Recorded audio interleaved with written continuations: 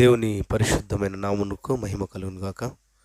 ప్రార్థన చేసుకొని ఉన్నతమైన దేవుని మాటలకు వెళ్దాం. దయగలిగిన వాడా, ప్రేమ కలిగిన ప్రభువా, నీ ఘనమైన నామమును బట్టి నైనా స్తోత్రములు చెల్లిస్తూ ఈ పునరుద్ధరణ దినమును అనుభవించే గొప్ప భాగ్యాన్ని మాకు కలుగజేసిన విధానాన్ని బట్టి తండ్రి మీకు స్తోత్రములు. ఈ పునరుద్ధరణ దినమున తండ్రి నీ సన్నిధానానికి వచ్చి నిన్ను సేవించి నిన్ను స్తుతించే గొప్ప భాగ్యాన్ని మాకు కలుగజేశారు. అలాగే తండ్రి, విలువైన నీ మాటలతో మమ్మల్ని బలపరిచి స్థిరపరచమని, వాస్తవాన్ని తెలుసుకొని నీ వైపు తిరిగే గొప్ప కృపను మా ఎడలో చూపమని తండ్రి, వింటున్న ప్రతి మాట నీ మాట కనుక నిష్ప్రయోజనం కాకుండా మా హృదయాలలో నాయన ఫలించే భాగ్యాన్ని కలిగించి ముందుకు నడిపించమని క్రీస్తు వారి పుణ్యనామంలో ఈ ప్రార్థన అడుగుచున్నాము తండ్రి, ఆమేన్. కుడి వచ్చిన మీ అందరికీ మన రక్షకుడైన యేసుక్రీస్తు వారి పరిశుద్ధమైన నామమును బట్టి వందనాలు చెల్లిస్తున్నాను. ప్రియులారా, మరి ప్రతి వారము ఒక కొత్త విషయాన్ని నేర్చుకుంటున్నాం. ఏదైనా అన్ని విషయాల గురించి ఆలోచించే మనకు, లేదా అన్నిటిని పరీక్షించి అన్నిటి యందు ఒక నమ్మకమును కలిగి ఉన్న మనకు, ప్రాముఖ్యంగా దేవుని మీద నమ్మకం కలుగుటకు, దేవుని మీద విశ్వాసం పెరుగుటకు, దేవునితో జీవితాంతము అనగా యుగయుగాలు ఆయనతో కలిసి నడవటానికి ఉపయోగకరమైన మరి మాట, దేవుని మాటలు వినే విషయంలో మాత్రం చాలా పొరపాటు పడుతున్నాం మనం. ఎన్నో సందర్భాల సహితమైన వాక్యాన్ని వింటూ మన ఆత్మీయ జీవితాన్ని వృద్ధి చేసుకోవాల్సింది మనమేనని, ఆయన మాటల ద్వారా మన జీవితాలను మనమే మార్చగలమని చెప్పే విలువైన మాటే దేవుని మాట అయితే, ఆ దేవుని మాటను నిర్లక్ష్య స్వభావంతో, అంటే ఆ మాటను అంత లెక్క చేయకుండా, ఆ మాటను అంతగా గౌరవించకుండా, ఆ మాట మీద అంతగా నమ్మకం లేని వారిగా ఈ లోకంలో కనబడుతున్నారు మనకొని చాలా అర్థం చేసుకోవచ్చు. మనిషి మీద పెట్టుకున్న నమ్మకం కొన్ని దినాలైతే, దేవుని మీద పెట్టుకున్న నమ్మకం యుగయుగాలు అది మనల్ని కాపాడేది అవుతుంది.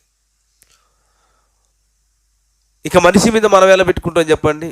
చక్కగా మంచిగా మాట్లాడి అన్ని విధాలుగా సహాయపడితే ఒక విధంగా, ఏమంటే సహాయము చేసిన తర్వాత ఏదో ఒక సందర్భంలో సరిగ్గా పట్టించుకోలేదనుకోండి, చేసిన సహాయాన్ని మర్చిపోయి, చేసిన మేలును మర్చిపోయి అప్పుడుంటున్న పరిస్థితిని బట్టి మార్చుకునే స్వభావం మనిషిది. ఉదాహరణకు, ఒక వ్యక్తి మనకు సమయానికి ఆదుకున్నాడు అనుకోండి, సమయానికి అవసరాన్ని తీర్చాడు అనుకోండి, చాలా గౌరవిస్తాం, చాలా మర్యాద ఇస్తాం. కొన్ని దినాల తర్వాత చాలా అవసరం వచ్చింది, ఆ అవసరానికి అదే మనిషిని అడిగాము, అవసరం తీర్చలేదు అనుకోండి, ఏమంటే ఎంత ముందున్న గౌరవం ఆయన మీద ఉంచగలమా? చూడలేం. అది మనిషి స్వభావం. అంటే ఏం మర్చిపోయాడు? మొదట చేసిన మేలు మర్చిపోయాడు. ఒకప్పుడు ఉన్నప్పుడు నాకు మేలు చేశాడు కదా, ఒకప్పుడు నన్ను గౌరవించాడు కదా, ఒకప్పుడు నాకు విలువనిచ్చాడు కదా, ఇప్పుడు చేయకపోతే ఏందిలే సరిపెట్టుకునే స్వభావం కలిగిన వాడు కాదండి మనిషి. కానీ మనం ఏ పరిస్థితుల్లో ఉన్నా, ఎలాంటి నీచపు స్వభావాన్ని కలిగి ఉన్నా, మనం పుట్టక ముందు, పుట్టిన తర్వాత, పాపము చేయక ముందు, చేసిన తర్వాత, చేస్తూ ఉంటున్నా కూడా ఏకంగా, అంటే ఒకే విధంగా స్పష్టంగా ప్రేమ చూపించే వాడు మాత్రమే దేవుడు. ఆ దేవుణ్ణి మాత్రమే ఈరోజు మనం ఆరాధిస్తున్నాం. ఆరాధించేటప్పుడు ఆయన స్థితిగతులను తెలుసుకోవడం చాలా అవసరం కదా చెప్పండి? ఏమంటే ఆయన గురించిన విషయాలు తెలుసుకోవడం అవసరం కాదా? చాలా అవసరం. ఒక వ్యక్తిని ఆలోచించాము అంటే, ఒక వ్యక్తిని నమ్మాలి అంటే ఆ మనిషితో ఏం చేయాలి మనము? ఒక వ్యక్తిని నమ్మాలి అంటే ఆ వ్యక్తితో మనం ఏం చేయాలి? సహవాసం చేయాలి. సహవాసం చేస్తున్నప్పుడు మనకి ఏమర్థం అవుతుంది చెప్పండి? ఆయన అంటే అతనికి ఎలాంటి ఇష్టాలు ఉన్నాయి, ఎలాంటి విషయాల్లో కోపం వస్తుంది, ఎలాంటి విషయాల్లో చిరాకు పడుతున్నాడు, ఎలాంటి మాటలు అంటే మాటల విధానాన్ని బట్టి, చేతల విధానాన్ని బట్టి ఏ పరిస్థితుల్లో ఎప్పుడు ఎలా మారతాడో మనం చెప్పగలం. ఎప్పుడు? ఆయనతో సహవాసం చేసినప్పుడు. అలాగే దేవునితో కూడా సహవాసాన్ని చేసినప్పుడు, లేదా దేవునితో మనం నడిచినప్పుడు, దేవునితో మనము ఉండాలనుకున్నప్పుడు ఆయన గురించిన పూర్తి వివరణ మనకు తెలియాలంటే బైబిల్లో ఆయన గురించి వ్రాయబడిన సందర్భాలు మనం ఆలోచించాలి. ఆలోచించడం ఏమవుతుంది అంటే, ఆయన గురించి మనం ఆలోచిస్తున్నాం అంటే ఆయనతో మనం ఏం చేస్తున్నాము? సహవాసం చేస్తున్నాం. ఆయన వ్రాయించిన బైబిల్లో ఉన్న సంగతులను మనము ఎక్కడెక్కడ ఏం వ్రాయించాడో చూపిస్తూ దాన్ని ఆలోచిస్తున్నాం అంటే ఆయన యొక్క గుణగణాలు తెలుసుకుంటున్నాం కనుక ఆయనతో మనం సహవాసం చేసిన వారుగా ఉంటాం. ఏమండి? ఆ సహవాసాన్ని చేసేటప్పుడు, ఆ సహవాసంలో మనం నడుచుకునేటప్పుడు ఆయన ఎంతటి ఉన్నతుడో, ఎంతటి భాగ్యవంతుడో, ఎంతటి గొప్పవాడో అన్న విషయాన్ని మనకు అర్థమవుతుంది. అలా అర్థమవుతే ఆయన గురించి ఏనాడు తప్పుగా ఆలోచించు. ఆయన ఉనికి మనకు అర్థమైందనుకోండి, ఆయన గురించిన స్వభావం మనకు తెలిసిందనుకోండి, ఆయన ఆలోచన స్థితిగతులు మనకు అర్థమైపోయాయి అనుకోండి, ఏమంటే ఏ క్షణంలో కూడా ఆయన గురించి తప్పుగా కానీ అపార్థం చేసుకోవడం కానీ, లేదా ఆయన్ని నిర్లక్ష్యం చేయడం కానీ, ఆయన చులకనగా చూడడం కానీ మనకు అర్థం అంటే మనం చేయలేము. అది అలా చేయాలంటే ఆయన గురించిన విషయాలు మనకు అర్థం చేసుకోవాలి. ఏమండి? ఇప్పుడు నాకు ఈ బాటిల్ కనబడుతుందండి, మీ అందరికి కనబడుతుందా? కనబడుతుంది. కనబడే వస్తువులు, నాకు కనబడేవన్నీ మీకు ఖచ్చితంగా కనబడతాయి. నాకు కనబడని వస్తువులు కూడా మీకు కనబడవు. ఉదాహరణకు మనకు కనబడని వస్తువు ఏమైనా ఉందా? మన క్షణము ఆస్వాదించే గాలి మనకు కనిపించదు. అలాగని అది మనకు కనబడదు కనుక అది లేదు అనుకోవటం పొరపాటు. అది కనబడదు కనుక అది ఉండదు అనుకోవటం పొరపాటు చాలా. ఫ్యాన్ తిరుగుతుంది కానీ ఫ్యాన్ నుండి వచ్చే గాలి మాత్రం మనకు కనబడదు, కానీ అది ఉందా లేదా అంటే ఖచ్చితంగా ఉందని మనం చెప్పగలం. అలాగే దేవుడు ఉన్నాడా లేడా అని తెలుసుకోవాలంటే ఖచ్చితంగా ఉన్నాడు అని నమ్ముతున్నాం అంటే దేన్ని బట్టి నమ్ముతున్నాం అంటే అదొక విశ్వాసం, ఒక నమ్మకం. ఆ నమ్మకంతోనే మనం దేవుడు ఉన్నాడు అనుకుంటున్నాం. కానీ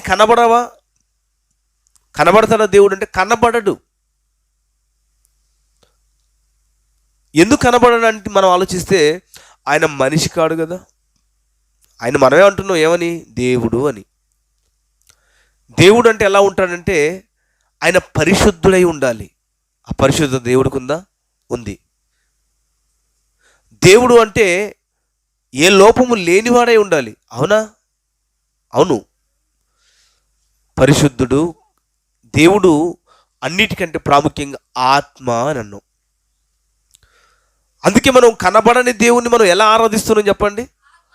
ఆత్మతోనూ సత్యముతోనూ. అంటే మనం కనబడని దేవుడు ఉన్నాడని ఆత్మలో నమ్మి విశ్వసించాము గనుక ఆయన ఆరాధిస్తున్నాం. అందుకే దేవుడు ఆత్మ గనుక ఆయనను ఆరాధించువారు ఆత్మతోనూ సత్యముతోనూ ఆరాధించాలి అంటున్నాడు. ఎంతమంది ఆత్మతో సత్యంతో ఆరాధిస్తున్నారు చెప్పండి?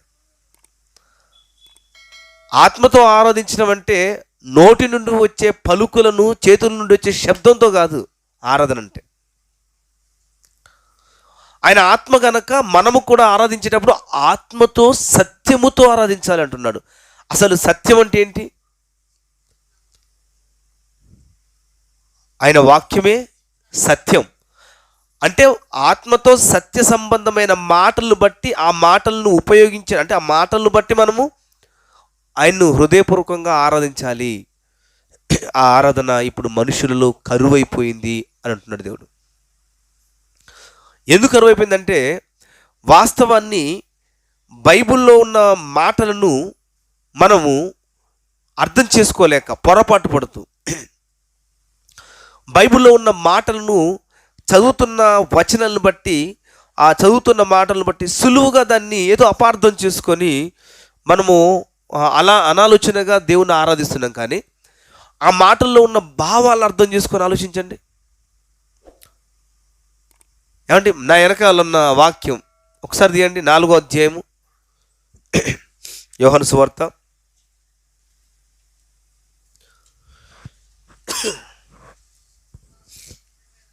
4వ అధ్యాయము 24వ వచనం. దేవుడు ఆత్మ గనుక ఆయనను ఆరాధించువారు ఆత్మతోనూ సత్యముతోనూ ఆరాధింపవలను అని ఉందండి. ఆత్మతోనూ సత్యముతోనూ ఆరాధింపాలి. ఎవరిని ఆరాధింపాలి అంటే దేవుణ్ణి. దేవుడు ఎవరు? ఆత్మ. ఆత్మ కనిపిస్తుందా? కనిపించదు. అంటే మనం ఏం చేయాలి? కనబడని దానిని ఆత్మ దేవుడైతే ఆ కనబడని ఆత్మ దేవుడై ఉన్నాడు కనుక ఆ దేవుని మనము ఆరాధించాలి. ఎలా ఆరాధించాలంటే ఆత్మతోనూ సత్యముతోనూ ఆరాధించాలి. లేదండి దేవుని నేను చూస్తేనే నమ్ముతాను, దేవుని చూస్తేనే నేను నమ్మి విశ్వసిస్తాను, దేవుడు ఉన్నాడని నమ్ముతాను అనుకుంటే పొరపాటు. కరెంట్ ఉందండి మనకి, ఈ ఫ్యాన్ తిరుగుతుంది, లైట్ వెలిగింది. సపోజ్ సడన్గా లైట్ ఆగిపోయి ఫ్యాన్ తిరగడం అయిపోయింది అనుకోండి, ఏమంటారు మీరు? కరెంటు పోయింది అంటారు. అంటే కరెంట్ అంటే ఏంటి? పవర్. పవర్ అంటే ఒక శక్తి. ఆ శక్తి ఏమైపోయిందంటే ఈ వైర్ల గుండా వచ్చే ఆ శక్తి, మనకు కనబడని ఆ శక్తి కనిపించే వస్తువులను ఉపయోగపడేలా చేస్తుంది. మనలో ఆత్మ దేవుడు పెట్టిన దీపం అయితే, లేదా దేవుని ఆత్మ మనలో ఉంటే అది కూడా ఏం చేస్తుందంటే కనబడని ఆత్మ కనబడి ఈ యంత్రాన్ని నడిపిస్తుంది అన్నది వాస్తవం. ఇది దేనివల్ల జరుగుతుందంటే ఒక పవర్. అది కనబడాలి నాకు, అది కనబడితే నమ్ముతానంటే అది పొరపాటు. అది కనబడదు, ఎందుకంటే ఆత్మ కనబడేది కాదు. పవర్, శక్తి, కరెంట్ కనబడేది కాదు.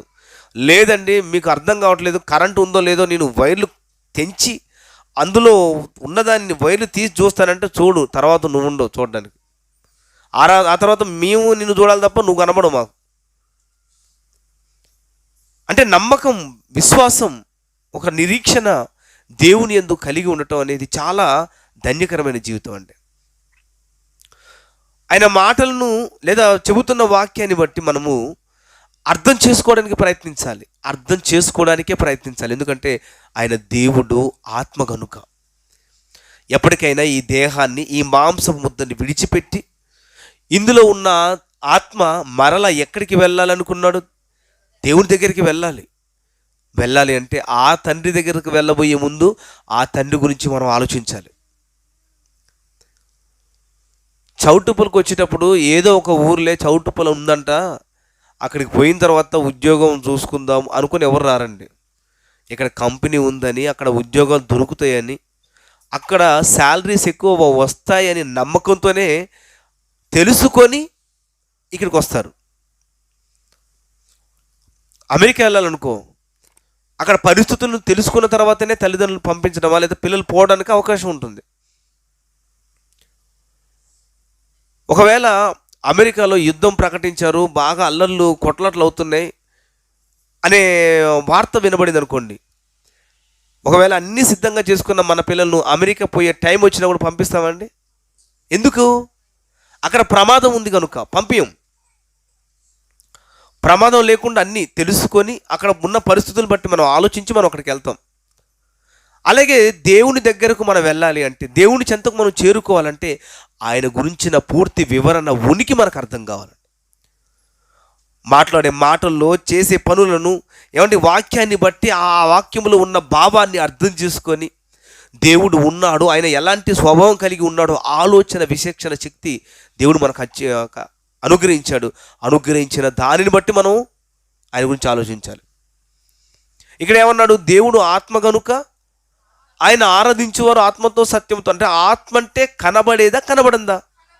కనబడనిది అని ఇక్కడే మనకు అర్థమవుతుంది. ఇక మనోళ్ళు ఏమంటారంటే, జస్ట్ ఇప్పుడే నైట్ పడుకున్నాను, వచ్చి శ్రీను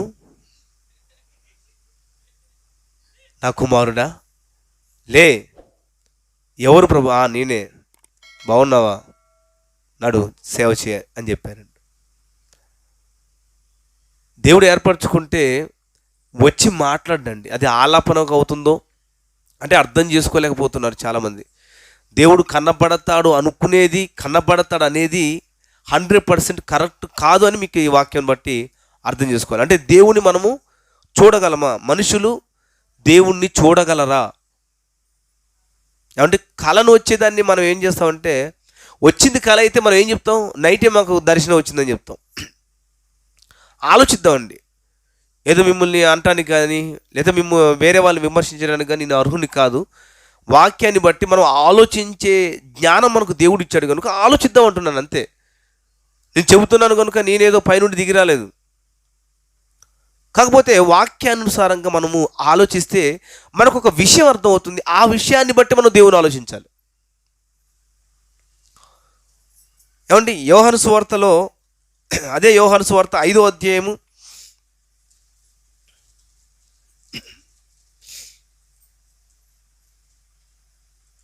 37వ వచనం చూడండి. మరియు నన్ను పంపిన తండ్రియే నన్ను గూర్చి సాక్ష్యం ఇచ్చుచున్నాడు. మీరు ఏ కాలమందైనను ఆయన స్వరము వినలేదు, ఆయన స్వరూపము చూడలేదు అంటున్నాడు. అంటే మీరు ఏ కాలమందైనను ఎప్పుడైనాను ఆయన స్వరము వినలేదు, ఆయన స్వరూపాన్ని చూడలేదు అని ఆయన యేసుక్రీస్తు వారు అంత స్పష్టంగా చెప్తే, మరి మనోళ్ళు ఏంటండి? రాత్రి నాతో మాట్లాడాడు, ఇప్పుడే నాతో మాట్లాడాడు, ఆయన స్వరం విన్నాను, ఆయన నువ్వు కళ్ళారా చూశానని చెప్పుకుంటున్నారు. దేనిని బట్టి చెప్పుకుంటున్నారు చెప్పండి? అది మన ఆలోచనలు ఎప్పుడు దేవుని మీదే ఉన్నాయి అనుకోండి, మన తలంపులు ఎప్పుడు దేవుని మీద ఆశ ఉందనుకోండి, ఏమండి దేవునికి కూడా ఎలా అంటే మన ఆలోచన తగ్గట్టుగా మన కళ్ళు వస్తాయి. ఒక తెల్లని ఆకారం వచ్చినట్టు, మనల్ని ముట్టినట్టు, మనతో మాట్లాడినట్టు. అది ఏంటంటే మనము దేవుని మీద పెట్టుకున్న ఇష్టం, ఆయన మీద పెట్టుకున్న కోరికను బట్టి, ఆయన గురించిన ఆలోచనలు బట్టి, ఆయన గురించిన తలంపులను బట్టి ఎప్పుడు ఆ చింత కలిగి ఉంటాం కాబట్టి అవి వచ్చే కలలండి. కానీ మనం వాటిని ఏమనుకుంటాం అంటే దర్శనం అనుకుంటాం. దర్శనం అంటే ముఖాముఖిగా చూసేదాన్ని దర్శనం అంటాం. పడుకున్నాక వచ్చేది ఏమంటారు? దాన్ని కళ అంటారు. నిజంగా ఆ కళను అంటున్నామంటే నిజంగా నువ్వు ఒక అదృష్టవంతుడు. ఎందుకు చెప్పండి? అంటే ఎప్పుడు ఎవరి గురించిన చింత ఉంది నీకు? దేవుని గురించిన చింత ఉంది, దేవుని గురించిన ఆలోచన నీకు ఉంది కనుక వాటికి సంబంధించిన కళలు రావటం అనేది చాలా గొప్ప విషయం. ఎందుకంటే మన ఆలోచనలో ఎప్పుడు ఎలా ఉంటుంది అంటే, అబ్బా దేవుడు నాతో మాట్లాడితే బాగుండు, దేవుడితో నేను ఉండిపోతే బాగుండు, ఈ తలంపులు వస్తున్నాయి కాబట్టి దానికి సంబంధించిన కళలు రావటం సహజం. దాన్ని బట్టి సంతోషించాలి. కానీ ఆయనే వచ్చి మాట్లాడాడు, ఆయన నిన్ను చూశానంటే మాత్రం కరెక్ట్ కాదు అని వాక్యాన్ని బట్టి మీరు అర్థం చేసుకోవచ్చు. అదే యోహాను సువార్త 1వ అధ్యాయము 8వ వచనం 18వ వచనం చూడండి.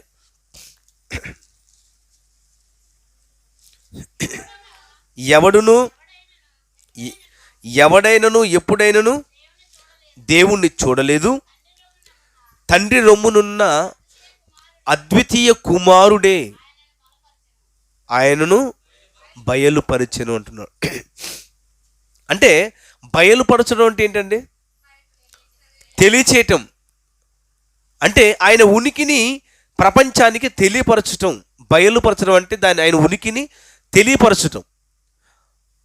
ఆయన్ని ఎవరు చూడలేదు, ఆయన స్వరూపం ఎవరు చూడలేదు, ఆయన స్వరం ఎవరు వినలేదు.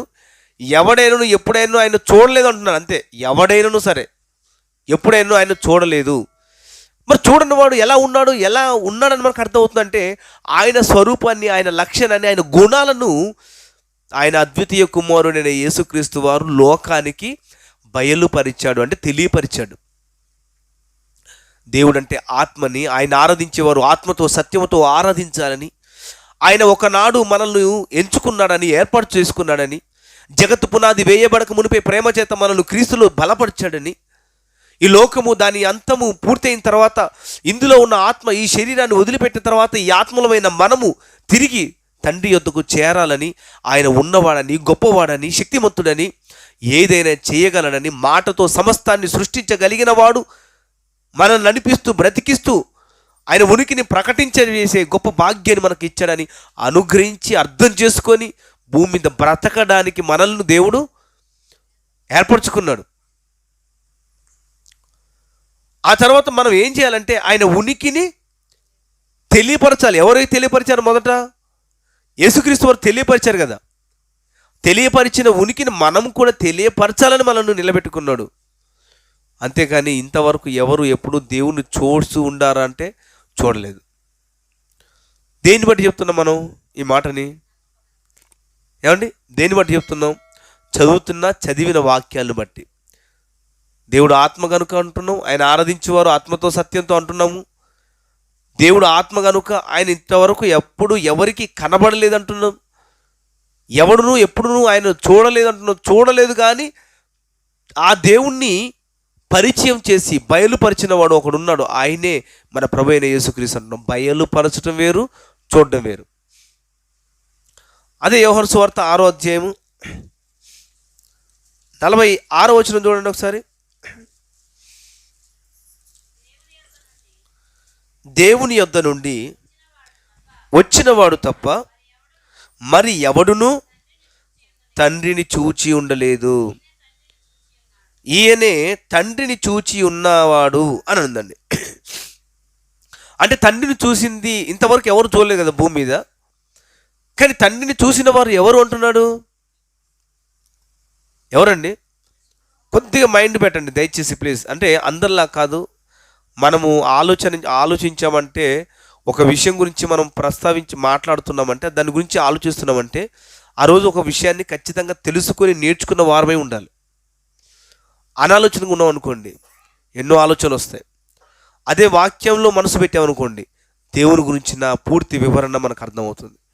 ఆయన గురించి అర్థమైనప్పుడు ఆయన దగ్గర నుంచి వెళ్ళాలని కానీ, ఆయనకు దూరం కావాలని కానీ, ఆయన విడిచిపెట్టాలన్న ఆలోచన కళలో కూడా రాదు. ఏమండి? అయితే ఇక్కడ ఏమంటున్నాడు అంటే, చూసిన వాడు యేసుక్రీస్తు వారు తప్ప ఎవరు ఇంతవరకు చూడలేదు అంటున్నాడు. ఈ మాటలను బట్టి లేదా ఈ 4-5 వాక్యాలను బట్టి మనకి ఏమర్థమైంది చెప్పండి? దేవుడు ఎవరికి కనబడడు, ఎవరు ఇంతవరకు దేవుణ్ణి చూడలేదు, చూసిన వారు ఏ ఒక్కరు భూమి మీద లేరు. ఒకవేళ చూశాడు, దేవుని చూసిన వాడు ఉన్నాడు అంటే ఆయన ఒకే ఒక్కడు, ఆయనే మన ప్రభు అయిన యేసుక్రీస్తు అని ఇప్పటివరకు మనకు అర్థమైంది. అయితే మనము వాక్యం వినేటప్పుడు, వాక్య ధ్యానంలో మనం ఉన్నప్పుడు, లేదా దేవుని గురించిన వివరణ కానీ ఏదైనా ఒక విషయాన్ని తెలుసుకునేటప్పుడు మనం చదువుతున్న వాక్యాలను బట్టి ఆలోచిస్తూ మరొక ఆలోచన రావాలండి. ఇక్కడ కొత్త నిబంధన యోహాను సువార్తలో ఇప్పటిదాకా ఉన్నాం కదా. మరి పాత నిబంధన గ్రంథం ఆది కాండం నుండి ఏమండి మలాకి గ్రంథం వరకు చాలామంది దేవుడిని చూసినట్టు, దేవుడితో మాట్లాడినట్టు, ఏమండి దేవుడు కలుగ చేసుకొని వారికి ప్రత్యక్షమైనట్టు బైబిల్లో మనం చాలాసార్లు చదువుకుంటాం. మరి ఇప్పుడు ఉన్న వాక్యానికి బట్టి ఏదో నూతన నిబంధన గ్రంథంలోకి వచ్చి మనం ఆలోచిస్తే చూడలేదు ఎవరు చూడరు అని చెప్తున్నాడు. మరి పాత నిబంధన గ్రంథంలో చూశారు కదా, మరి అదేమైపోవాలి అనే సందేహం ఎవరిలో రావాలి? ఎందుకు రావాలి? వాక్యం వింటుంటే, వాక్యాన్ని నేర్చుకోవాలనుకుంటే ఖచ్చితంగా వస్తుంది. ఇంతకీ పాత నిబంధన గ్రంథంలో అబ్రహాముతో మాట్లాడాడు, ఇస్సాకుతో మాట్లాడాడు, యాకోబుతో మాట్లాడాడు, వాళ్ళ మోషేతో మాట్లాడాడు. వీరితో మాట్లాడిన దేవుడు మాట్లాడాడని చెప్పిన వాక్యం తప్పైపోవటం ఏంటి? యోహాను సువార్తకు రాగానే అసలు దేవుని ఇంతవరకు ఎవడునూ ఎప్పుడు చూడలేదు, యేసుక్రీస్తు వారు ఒక్కరే ఆయన బయలుపరిచాడు పూర్తిగా, అంతకుముందు ఎవరు అంత గొప్పగా చెప్పలేదు, ఆయన గురించి ప్రస్తావన ఎవరు ఎక్కువ తీసుకురాలేదంటూ మాట్లాడుతున్నారేంటి అనేది మనకు ఏమండి అర్థం కావాలి. యాకోబు మోషే వాళ్ళు ఏం చేశారు? నేను ముఖాముఖిగా దేవుని చూశాను అని అన్నారు. అంటే ఈ మాట ఏమైపోతుంది? అప్పుడు ఈ మాటను బట్టి చూస్తే ఈ మాట ఏమైపోతుంది? రాంగ్ అయిపోతుంది. అంటే దేవుడు ఒక దగ్గర కరెక్ట్ రాయించి, ఇంకో దగ్గర రాంగ్ రాయించి, మనల్ని కన్ఫ్యూజ్ చేసే విధంగా చేసి, ఎటు చేసి మనల్ని దూరం చేసుకోవాలని అనుకుంటున్నాడా దేవుడు? లేదు.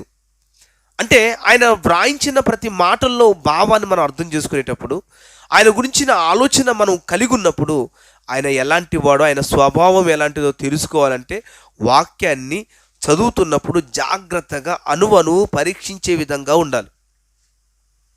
ఏమండి?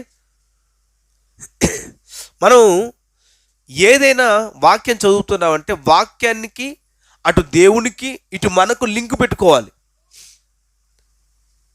అర్థమవుతుందో లేదో? అంటే దేవుడు ఎలాంటి వాడో చూసుకోవాలి, మన పరిస్థితి ఎలాంటిదో చూసుకోవాలి, ఇంతకీ వాక్యం చెబుతుంది ఎవరికి వర్తిస్తుంది, వర్తించే విధంగా ఉందా లేదా అనేది కూడా మనం పరీక్షించాలి. ఇప్పటి వరకు మనం ఏం ఆలోచించామంటే దేవుడు కనబడడు అనే పూర్తి వివరణ యేసుక్రీస్తు వారు మనకి ఇస్తున్నట్టుగా, మనుషులు అనబడిన వాడు ఎవడును ఏ ఒక్కడును ఆయన చూడడు అని చెప్పారు. కానీ యాకోబు, మోషే గారు మాత్రం ఏం చెప్పారు? ప్రారంభంలో, ఆది కాండంలో, మేము ముఖాముఖిగా దేవుని చూసి ఆయనను కూడా మాట్లాడి అయినా కూడా మేము బ్రతికాము అని సాక్ష్యం ఇచ్చారు. మరి ఈ వాక్యానికి ఎంత వ్యత్యాసం ఉంది చెప్పండి. దీన్ని బట్టి మనం ఆలోచిస్తే, కొద్దిగా మనసు పెడితే ఈ యోహాను సువార్త రైటు, ఆది కాండము నిర్గమకాండం ఇవి రాంగ్ అన్నట్టుగా అనిపిస్తున్నాయి కదా, అనిపిస్తుందా? అలాంటప్పుడు మరి దేవుడు రాయిస్తే ఎలా రాయించాలి? అందరికీ అన్ని విధాలుగా ఒకే విధంగా రాయించాలి. ఒకసారి ఆయన గురించి కొద్దిగా ఇన్ఫర్మేషన్ ఎక్కడన్నా దొరుకుతుందేమో, ఒకవేళ దేవుని గురించిన ప్రస్తావన, ఇంకొద్దిగా ఎక్కడైనా ఇన్ఫర్మేషన్, ఆయన ఎలాంటి వాడో, స్వభావం ఎలాంటిదో కొంచెం తెలుసుకోవడానికి ఏమైనా అవకాశం ఉందేమో ఒకసారి చూద్దాం. కీర్తనల గ్రంథము 3వ అధ్యాయము,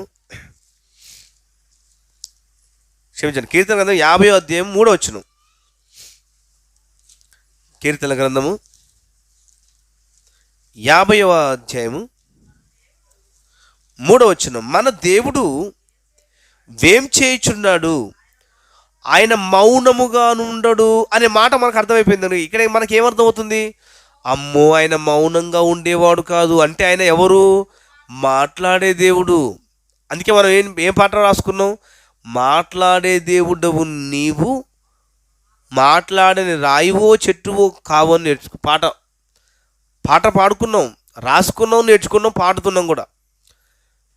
దేనిని బట్టి రాశారంటే ఈ మాటను బట్టే.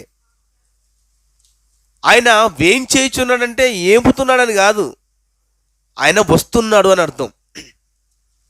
దేవుడు వేం చేయుచున్నాడంటే దేవుడు వస్తున్నాడు. ఆ వచ్చే దేవుడు ఎలాంటివంటే మౌనముగా ఉండేవాడు కాదు, ఆయన మాట్లాడేవాడు. ఈ మాటను చూస్తే కూడా మనకు కొద్దిగా సందేహం కలుగుతుంది. అదేంటి, ఇందాక యోహాను సువార్తలో వ్రాసింది ఒక విధంగా ఉంది, ఇక్కడ మరొక విధంగా ఉంది అంటే బైబిల్లో ఒక దగ్గర కరెక్ట్గా ఒక దగ్గర రాంగ్ రాయటం ఏంటి, ఇదేంటి బైబుల్ ఇలా అని మనం అపార్థం చేసుకుంటే బైబిల్ అర్థం కాదు, దేవుడు కూడా అర్థం కాడు. ఇది అర్థం కావాలంటే ఇంకా దేవుడి గురించిన పూర్తి వివరణలోనికి వెళుతూ ఆయన స్వభావాన్ని ఆలోచించుకుంటూ ముందుకెళ్తే మనకు అర్థమవుతుంది. ఏమండి, ఇప్పుడు ఆ తర్వాత 3వ వచనము 2 లైన్లు చదువుకున్నాము, ఇంకా 2 లైన్లు చదువుతాం చూడండి. ఆయన ముందర అగ్ని మండుచున్నది, ఆయన చుట్టూ ప్రచండ వాయువు విసురుచున్నది అని అనండి. అంటే ఇక్కడికి రాగానే మళ్ళీ మనకు కొంచెం సందేహం కలుగుతుంది. ఎలాంటి సందేహం కలుగుతుంది? ఆయన ముందరేమో అగ్ని మండుతుందంట. ఆయన ముందు అగ్ని మండితే ఆయన ఎలా చూస్తామండి కదా?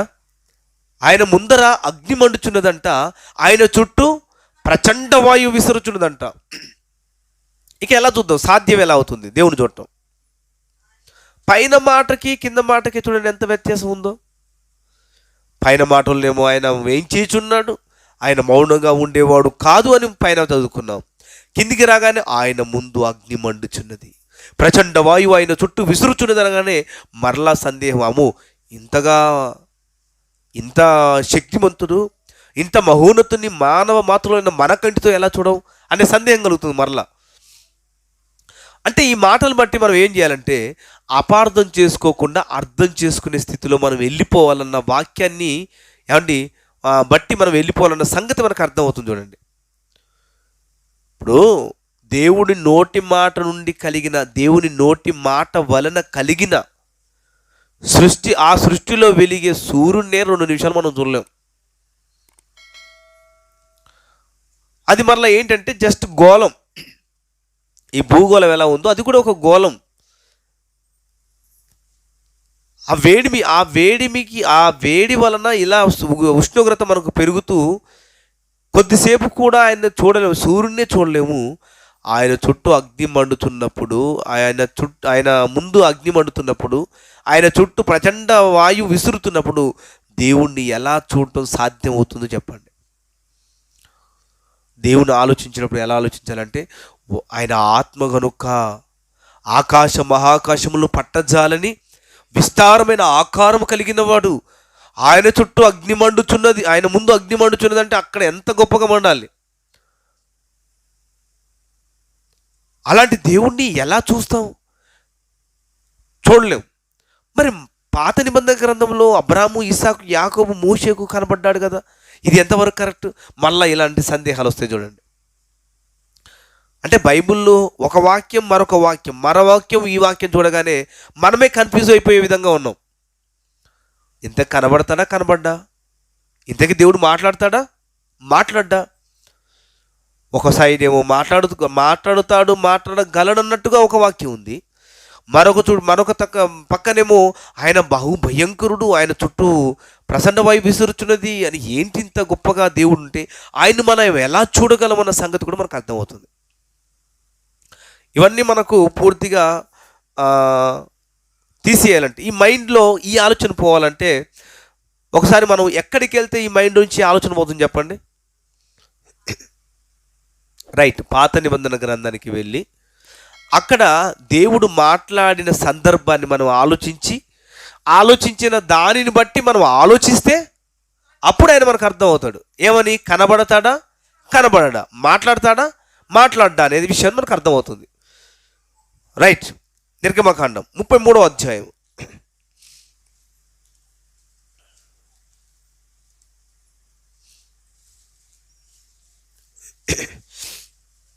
నిర్గమకాండం 33వ అధ్యాయము 20వ వచనం. మరియు చూడజాలవు, ఏ నరుడును నన్ను చూచి బ్రతుకడనెను. మరియు యెహోవా, ఇదిగో నా సమీపమున ఒక స్థలమున్నది, నీవు ఆ బండ మీద నిలువవలెను. నా మహిమ నిన్ను దాటి వెలుచుండగా ఆ బండ సందులో ఉంచి నిన్ను దాటి వెళ్ళు వరకు నా చేతితో నిన్ను కప్పేదను అన్నాడండి. అంటే ఇక్కడ మనకు ఏమర్థమవుతుంది? అంతకుముందు మోషే గారు ఏమన్నారు? అయ్యా, నువ్వు నాతో మాట్లాడవా ప్లీజ్, నాకు నిన్ను చూడాలనుంది అని ఎవరు అంటున్నాడు? దేవుడు నిన్ను చూడాలనుంది, నేను చూస్తాను, నన్ను చూస్తే నువ్వు బతకవని దేవుడు అంటున్నాడు. అదే మాట, నీవు నా ముఖమును చూడజాలవు, ఏ నరుడు నన్ను చూసి బ్రతకడనెను. ఏ నరుడు నన్ను చూసి బ్రతకడు అని చెప్తున్నాడు. ఏమండి, ఈ మాట చూస్తున్నప్పుడు ఇందాక చదివిన మాటలన్నీ మైండ్లోంచి ఎగిరిపోయినట్లేవు? అంటే చూడాలని మోషే అనుకున్నాడు. దేవుడు ఏమంటున్నాడంటే, ఏ మనిషి నన్ను చూడడు, చూస్తే చచ్చిపోతాడు, కనుక నీవు ఆ బండ సందులో నుంచి కొద్దిగా అలా చూడు, నా మహిమ నిన్ను దాటిపోయినప్పుడు కొద్దిగా అలా కొసమెరుపుగా నేను కనబడతాను, అప్పుడు నువ్వు అంటే ఆ కొద్దిగా చూసినా కూడా తట్టుకోలేవు అనే విషయాన్ని చెప్తున్నప్పుడు, ఓహో, దేవుడు కిందికి కూడా వస్తాడనమాట, దేవుడు మాట్లాడతాడనమాట. అంటే ఈ మాటను బట్టి కనబడకపోయినా మనకి ఏమర్థం అవుతుంది? మాట్లాడుతున్నాడు, దేవుడు మాట్లాడుతున్నాడు ఇక్కడ. రైట్, ఈ సందర్భాన్ని ఒక పక్క పెడదాం. ఆదికాండం 32వ అధ్యాయము. ఆదికాండం 32వ అధ్యాయము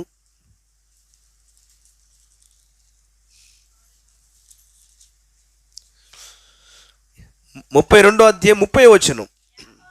యాకోబు, నేను ముఖాముఖిగా దేవుణ్ణి చూచి తిని, అయినను నా ప్రాణము దక్కినదని ఆ స్థలమునకు పెనుయేలు అని పేరు పెట్టెను. చాలు, అంటే పెనుయేలు అని పేరు పెట్టెను అంటే నేను ముఖాముఖిగా దేవుని చూసి కూడా ఏమైపోయాడంట యాకోబు? బ్రతికాడు. అంటే ఇప్పుడు యాకోబు మైండ్లో ఎలా ఉంది? అమ్మా, నేను దేవుణ్ణి చూశాను. దేవుణ్ణి చూసిన తర్వాత కూడా ఇందాక మోషే గారితో చెప్పినట్టు దేవుణ్ణి ఎవరు చూసినా బ్రతకడు, చచ్చిపోతాడు. కానీ మోషే గారు అదే విషయాన్ని, యాకోబు గారు అదే విషయాన్ని జ్ఞాపకం చేసుకుంటున్నాడు. అంటే దేవుణ్ణి చూస్తే నేను చచ్చిపోతాను, కానీ నేను చావలేదు. ముఖాముఖిగా ఆయన ముఖ దర్శనము చూసి కూడా నేను బ్రతికానంటే నేను చాలా గ్రేట్ అని యాకోబు గారు మురిసిపోతున్నాను. ఇందాక మోషే ఏమన్నాడు? మోషేతో ఏమన్నాడు దేవుడు? నన్ను చూసి ఏ నరుడు బ్రతకనని చెప్పాడు. బ్రతకనన్నప్పుడు ఒక మాట అండి, ఆయన మహిమను చూడడానికి బండ సందు నుండి కొద్దిగా చూడమని చెప్పాడు. ఆయన వెళుతున్నప్పుడు కొద్దిగా వెలుగు కనబడిందని మనం బైబిల్లో చాలాసార్లు చదువుకున్నాం. మరి ఆ వెలుగును అంటే ఏ నరుడు చూసి బతకన్నప్పుడు ఆ వెలుగును చూసి ఆయన ఎలా బ్రతికాడు మరి మోషే? ఇంతకీ ఎవరిని చూశాడు మోషే? ఎవరితో మాట్లాడాడు? ఏమంటే సందేహం వస్తుంది కదా మనకు. నిజంగా మైండ్ పాఠములో పెడితే, నిజంగా వాక్యానుసారంగా మనం ఆలోచించాలన్న ఆలోచన మనకుంటే, నిజంగా దేవుణ్ణి అర్థం చేసుకుంటే ఆయన దగ్గరికి వెళ్ళాలి, దేవుడితో నేను ఉండాలి, దేవుడితోనే ఎల్లప్పుడూ నేను ఆయనతో గడపాలనే భావం మనకు కలిగినప్పుడు, ఏమంటే ఆయన మాటలు చెబుతున్నప్పుడు శ్రద్ధగా వినాలనిపిస్తుంది. వింటున్నప్పుడు ఏమర్థమవుతుందంటే ఆయన గురించిన పూర్తి వివరణ విశేషం మనకు అర్థమవుతుంది. ఇప్పుడు చెప్పిన దాన్ని బట్టి మనం ఆలోచిస్తే ఏమండి, ఒక దగ్గరనేమో మాట్లాడ్డాన్ని, ఒక దగ్గరేమో మాట్లాడతాడని, మరొక దగ్గరేమో కనబడ్డాడని, ఇంకో దగ్గరేమో కనబడ్డాడని, ఒక దగ్గర నువ్వు చచ్చిపోతావు చూస్తాను, ఇంకో దగ్గర చావనే చావలేదు. ఏంటి ఇవన్నీ తెలియాలంటే ఇంతకు మోషే యాకోబు ఎవరు చూశారో మనకు అర్థమైతే ఏమండి ఈ ఆలోచన అంతా వెళ్ళిపోతుంది మనకు. చూద్దాం హోషేయ గ్రంథం.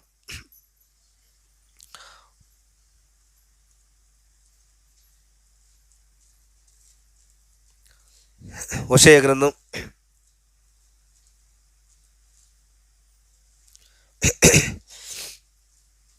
12వ అధ్యాయము. హోషేయ గ్రంథం 12వ అధ్యాయము 3-4 వచనాలు. తల్లి గర్భమందు యాకోబు తన సహోదరుని మణిమను పట్టుకొనెను, మగసిరి గలవాడై అతడు దేవునితో పోరాడెను అని ఉందండి. అంటే యాకోబు ఏం చేశాడు? యాకోబు పరిస్థితి ఎలాగుందంటే ఆయన మగసిరి గలవాడై దేవునితో పోరాడెను అని ఉంది అని ఉంటూ మరలా అక్కడితో ఆగిపోతే వాక్యం అర్థం కాదు. అతడు దూతతో పోరాడి జయమొందెను అంటున్నాడు. అంటే ఇక్కడ ఏమర్థమైంది మనకు? అంటే యాకోబు పోరాడింది, యాకోబు నన్ను దీవిస్తేనే కానీ నిన్ను వదలని చెప్పింది. యాకోబు ఇదిగో నిచ్చెనలు వేసుకొని వెక్కుతూ దిగుతున్న దేవదూతల వైపు చూసి ఆయనను దేవదూతను బట్టి ఆలోచించకుండా దేవుడే అనుకొని ఏం చేశాడు? భ్రమపడ్డాడు. నేను ముఖాముఖిగా దేవుని చూసి కూడా బ్రతికాను అనుకున్నాడు. కానీ తీరా చూస్తే ఏమర్థమవుతుందంటే ఇక్కడ ఆది కాండము, నిర్గమకాండము, సంఖ్యాకాండము, లేవికాండము, ద్వితీయోపదేశ కాండము, ఈ కాండాలలో ఎక్కడ ఏ కాండంలో దొరకదండి విషయం. ఎక్కడ దొరికింది? మళ్ళా హోషేయ గ్రంథానికి దగ్గర రాగానే మనకు ఒక ఇన్ఫర్మేషన్ ఇస్తున్నాడు. ఆయన పోరాడాడు. ఎవరితో పోరాడు? ఫస్ట్ లైన్ మళ్ళీ ఒకసారి చదవండి.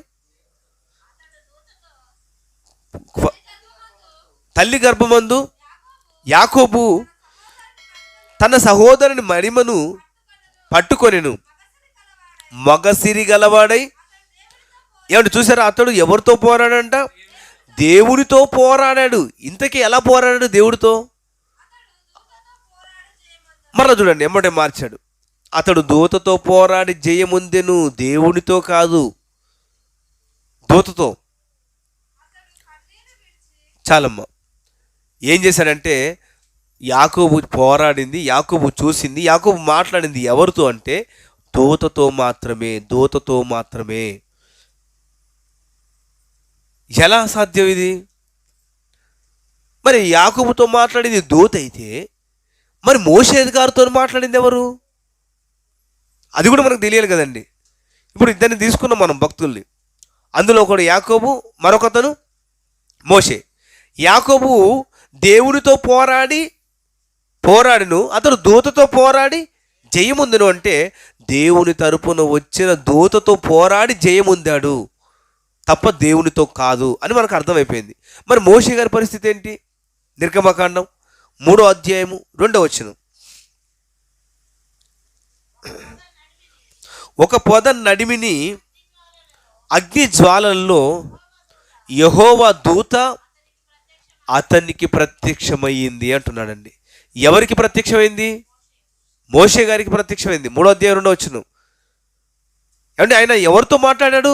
మోషే గారు అంటే దేవదూతతో మాట్లాడాడు.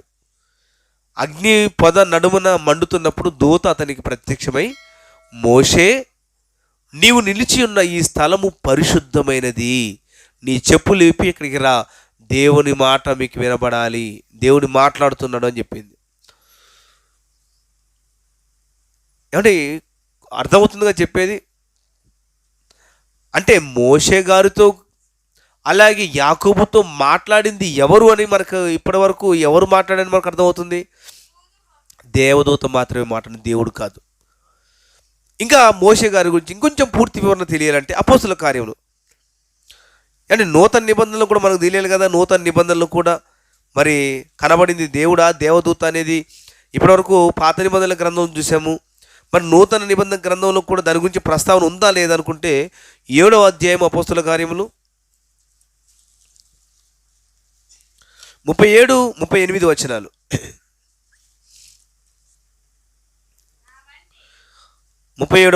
నా వంటి యొక్క ప్రవక్తను దేవుడు మీ సహోదరుల్లో మీకు పుట్టించును అని ఇశ్రాయేలులతో చెప్పిన మోషే ఇతడే. సీనాయి పర్వతము మీద తనతో మాట్లాడిన దేవదూతతోనూ మన పితరులతోనూ అరణ్యములోని సంగమందు ఉండి మనకిచ్చుటకు జీవవాక్యములను తీసుకొనిన వాడితడే అని ఉందండి. అండి ప్రారంభానికి ఇప్పుడు మనం చదువుతున్న దానికి, ఫస్ట్ చదువుతున్న దానికి, ఏమండి ఇవన్నీ చదువుతున్నప్పుడు యేసుక్రీస్తు వారు చెప్పిన మాట అక్షరాల సత్యం అనిపిస్తుందా, అసత్యం అనిపిస్తుందా? సత్యమే.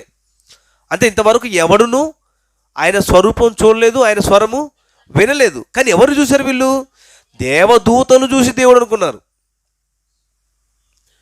మరలా ఇంకో సందేహం వస్తుందండి మనకి. ఇంకో సందేహం వస్తుంది. ఎలాంటి సందేహం అంటే, మరి ఆది కాండం నుండి మలాకి గ్రంథం వరకు యెహోవా మాట్లాడుతున్నాడు, చెవియొగ్గి ఆలకించండి. యెహోవా సెలవిచ్చినదేమనగా, యెహోవా మాట్లాడుతున్నదేమనగా, యెహోవా చెప్పున్నదేమనగా, సైన్యములకు అధిపతిగో యెహోవా మీతో నిశ్చయముగా చెప్పు మాట ఇదే. ఇవన్నీ మాట్లాడిపోతాయి మరలా కదా. చూసారా, ఒక విషయాన్ని గురించి మనం ఆలోచిస్తున్నప్పుడు దేవుని గురించి అసలు ఇంతకీ దేవుని మనం చూడగలుగుతామా లేదా అనే సందర్భాన్ని మనం ఆలోచిస్తున్నప్పుడు ఎన్ని ప్రశ్నలు వస్తున్నాయండి. ఆ ప్రశ్నలకన్నిటికీ సమాధానం కావాలంటే ఎక్కడ దొరుకుతాయి చెప్పండి? బైబిల్లోనే దొరుకుతాయి.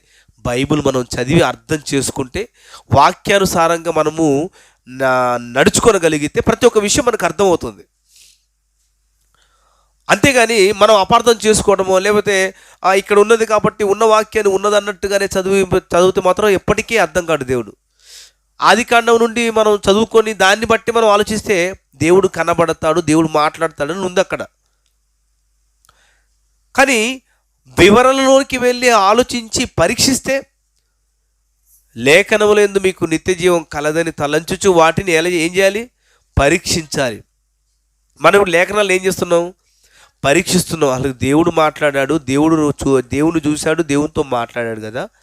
మరి మాట్లాడింది ఇంతకీ దేవుడితోనేనా కాదా, చూసింది దేవుడినా కాదా అని మనం వివరణలోకి వెళ్తే మనకు అర్థమైంది ఏంటి? వారు దూతతో మాట్లాడి దూతను చూశారు తప్ప దేవుణ్ణి చూడలేదని స్పష్టంగా వాక్యాన్ని బట్టి మనం అర్థం చేసుకున్నాం. మరి ప్రారంభంలో యెహోవా మాట్లాడుతున్నాడు, యెహోవా ఏం చేస్తున్నాడు? యెహోవా చెబుతున్న మాట వినండి, ఆలకించండి చెప్పిన మాట ఏంటి అంటే, ఆ పలికినవి కూడా దేవదూతలే.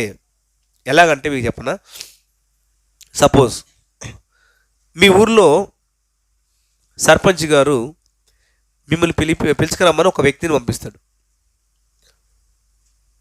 ఆ వచ్చిన వ్యక్తి ఏం చెప్తాడు చెప్పండి? ఒకరు చెప్పండి. అసలు వచ్చింది ఎవరు? కావాలైనా వచ్చి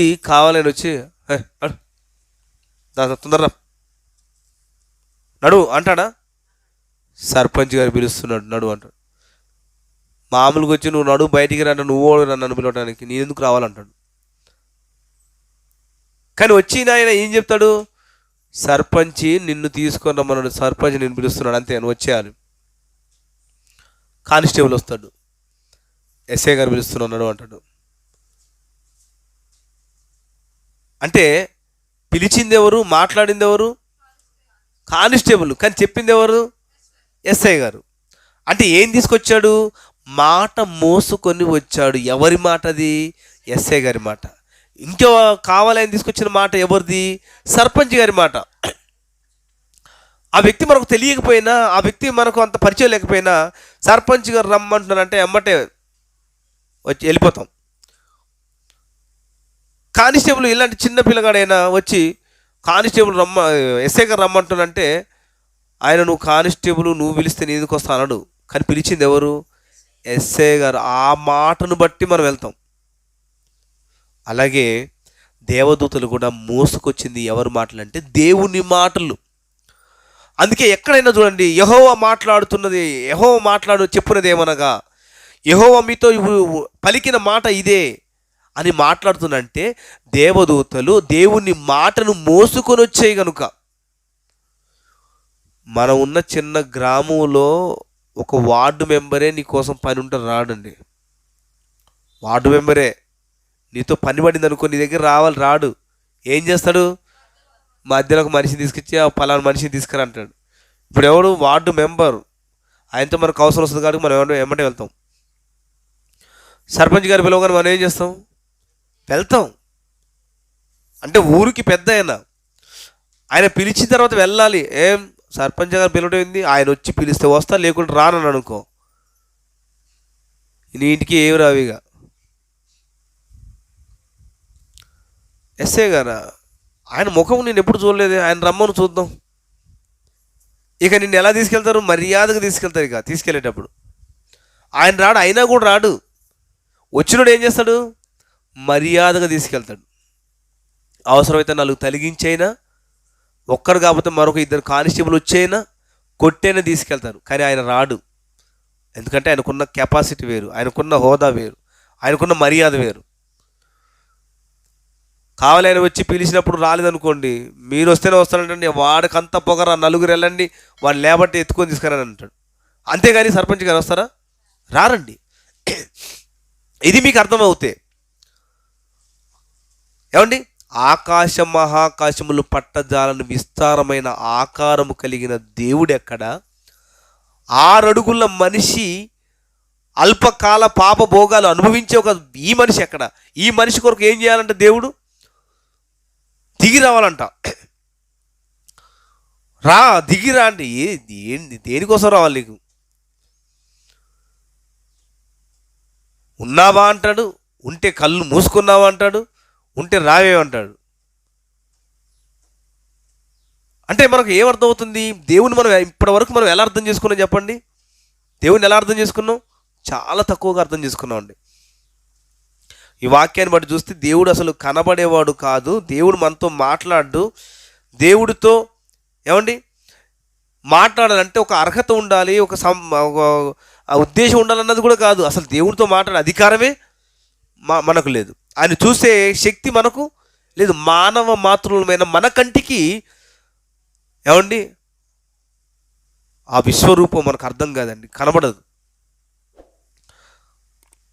అదే అపోస్తల కార్యం 7:30 చూడండి ఒకసారి.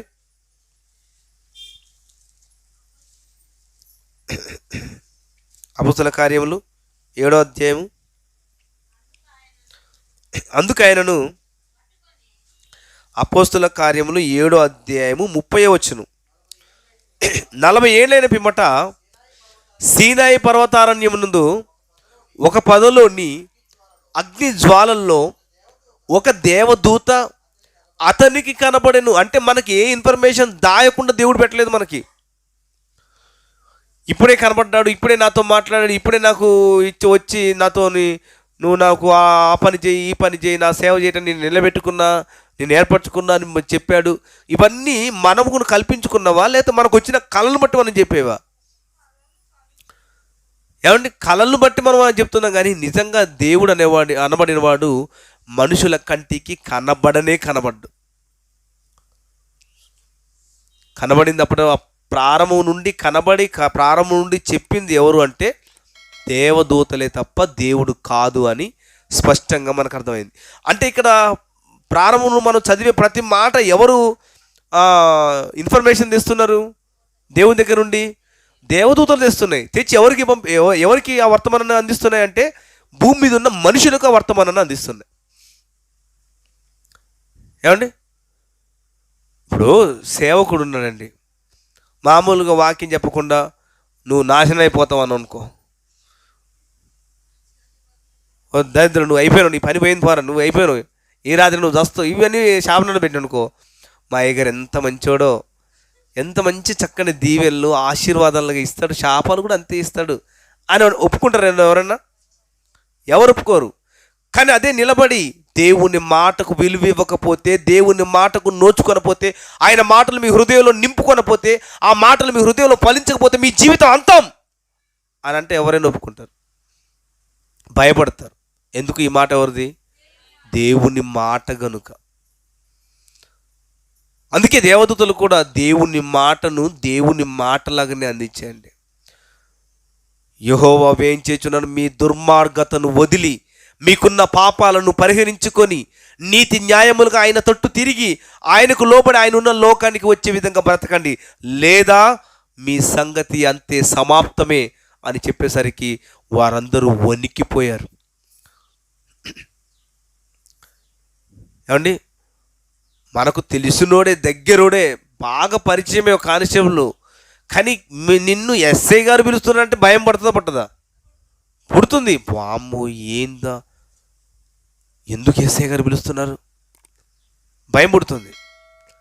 అలాగే అండి, ఆ మాటలను బట్టి భయపడాలి మనుషులని దేవుడు దేవదూతల్ని పంపించాడు తప్ప దేవుడు దిగి రావాల్సిన అవసరత కానీ, దేవుడు మనుషుల దగ్గరికి వచ్చి మాట్లాడే టైం కానీ ఆయనకి లేదు.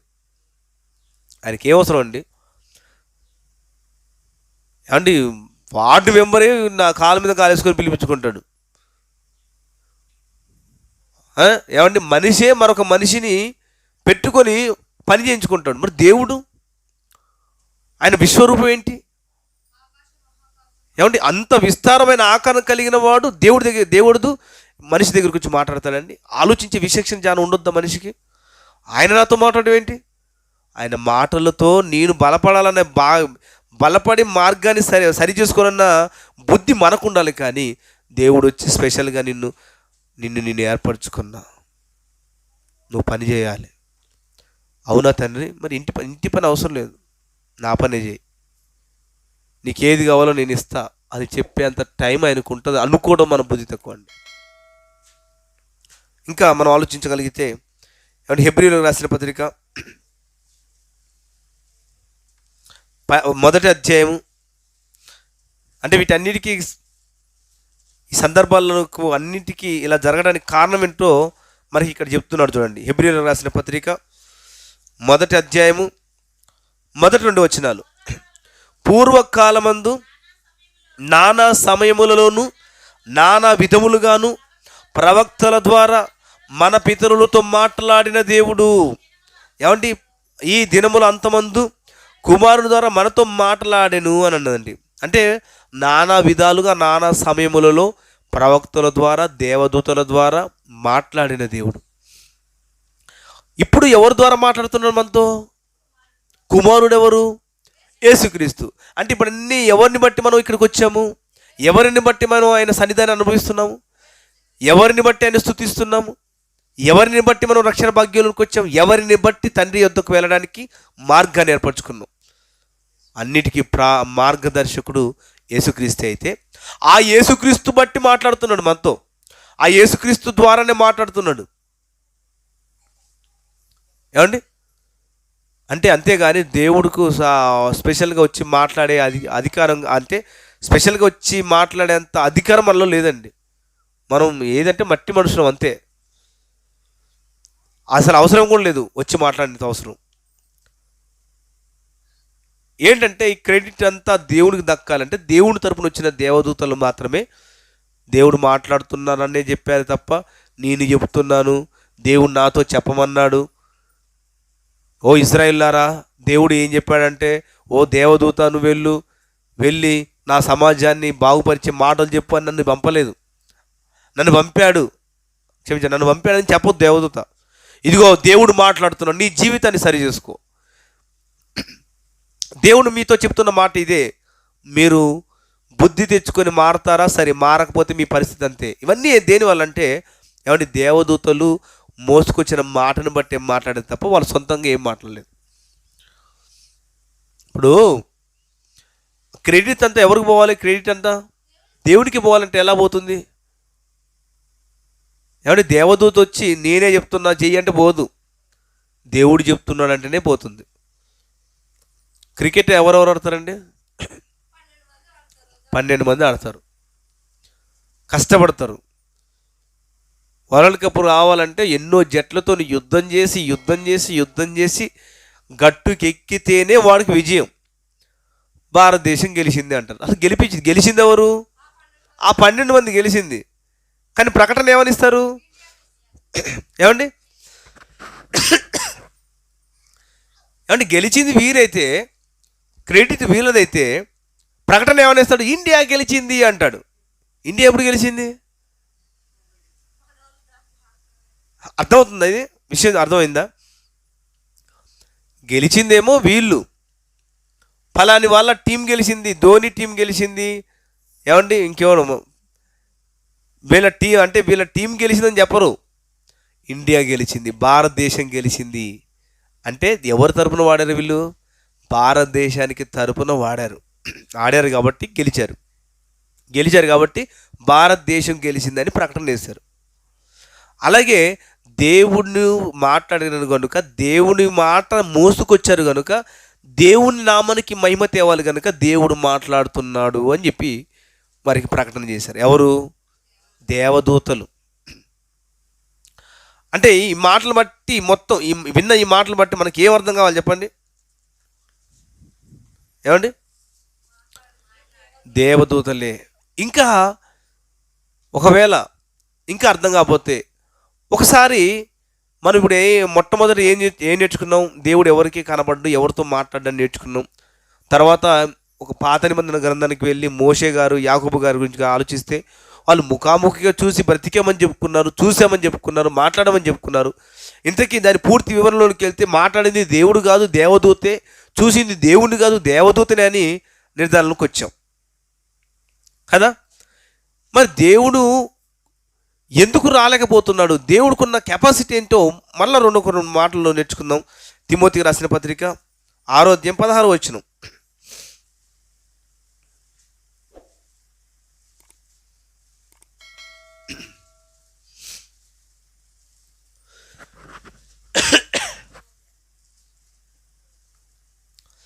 తిమోతికి రాసిన మొదటి పత్రిక 6వ అధ్యాయం 16వ వచనం. సమీపింపరాని తేజస్సులో ఆయన మాత్రమే నివసించుచు అమరత్వం కలిగిన వాడండి దేవుడు. మనుషుల్లో ఎవడును చూడలేదు, ఎవడును చూడనేరడు. ఆయనకు ఘనతయు శాశ్వతమైన ప్రభావము కలిగియుండునుగాక. ఆమేన్. ఏమంటే అంత కెపాసిటీ ఉన్న దేవుని ఎవడును చూడడు, చూసి ఏ నరుడును బ్రతకడు. అసలు చూసే అధికారము ఛాన్స్ కూడా లేదు. అంత గొప్ప దేవుణ్ణి మనం పెట్టుకొని, అంత శక్తిమంతుని మనము ఆరాధిస్తూ, అంతటి ఉన్నతమైన వాణ్ణి మనం ఆరాధిస్తూ, ఆయన కొలుస్తూ, ఆయన సన్నిధానములో భయముతో భక్తితో బ్రతకవలసిన మనము ఏమంటే చూడాలి, మాట్లాడాలి అనుకోవటం చాలా పొరపాటు. కనుక మనం ఏం చేయాలి? దేవుడు మోసుకొచ్చిన అంటే యేసుక్రీస్తు వారు, అంతకుముందు దేవదూతలు ఎలాగోనో ఇప్పుడు తన కుమారుడైన యేసుక్రీస్తు వారి ద్వారా మాట్లాడుతున్న ఈ మాటలు బట్టి మన జీవితాలను సరిచేసుకొని, మన జీవితానికి ఒక అర్థవంతమైన మార్గాన్ని వేసుకొని ఆ మార్గం గుండా మనం ప్రయాణిస్తేనే దేవుడున్న లోకానికి వెళ్తాం. అంతేగాని దేవుడికి అంటే బైబిల్కి భిన్నంగా, దేవునికి భిన్నంగా ఎప్పుడు ఏ క్షణం కూడా మనం మాట్లాడొద్దు. ఆయనకు భిన్నంగా ఏ పని చేయొద్దు. ఆయనకు లోబడి ఆయన చెబుతున్న మాటలు బట్టి ఏ క్రియలు ఎలా చేయమనో ఆ క్రియలు చేస్తూ, ఆ క్రియలను బట్టి ఆయన సంతోషపరిచి ఆయనున్న లోకానికి వెళ్ళాలన్న ఆలోచన చింత కలిగి ఉండాలి తప్ప ఆయన కనబడతాడు, ఆయన మాట్లాడతాడు అనుకోవటం చాలా రాంగ్. అంటే ఇప్పుడు మనతో మాట్లాడుతున్నాడు. ఎవరి ద్వారా మాట్లాడుతున్నాడు? కుమారుని ద్వారా మనతో మాట్లాడుతున్నాడు. మనకు మార్గం ఎవరండి? యేసుక్రీస్తు. మనల్ని రక్షించింది ఎవరు? యేసుక్రీస్తే. మనల్ని పరలోక రాజ్యానికి నడిపించేది ఎవరు? యేసుక్రీస్తే. ఆయన మాట్లాడిన మాటలను బట్టే కదండి ఈరోజు మనము రక్షణ మార్గంలోకి వచ్చి బ్రతుకుతున్నాం. అంటే ఇప్పుడు ఎవరు అంటే ఈ మనుషులందరూ మారాలంటే, మనుషులందరూ సక్రమైన మార్గంలో నడవాలంటే దానికి మార్గం క్రీస్తు. ఆ క్రీస్తు వలనే మనిషికి మరణం ముగింపు కాదని, ఆత్మకు చావు లేదని, ఆ ఆత్మ ఉన్న లోకము వెళ్ళాలి అంటే పరలోకమే వెళ్ళాలని చెప్పిన సంగతులు మనం జ్ఞాపకం చేసుకొని దాని ప్రకారంగా నడుచుకొని దేవుడిన లోకానికి వెళ్ళాలి. అటు కృప దేవుడు మనకు అనుగ్రహించి ముందుకు నడిపించును గాక. ఆమెన్. ప్రేమ కలిగిన తండ్రి, కృపా సత్య సంపూర్ణమైన మా దేవ, నీ నామమునికి స్తోత్రములు చెల్లిస్తూ చెప్పబడిన మాట నీ మాట కనుక ఆ మాటలో ఉన్న భావాలను అర్థం చేసుకొని కొరకు బ్రతికి భాగ్యాన్ని కలిగించమని క్రీస్తు వారి పుణ్యనామములో ప్రార్థనలు చునము తండ్రి. ఆమెన్.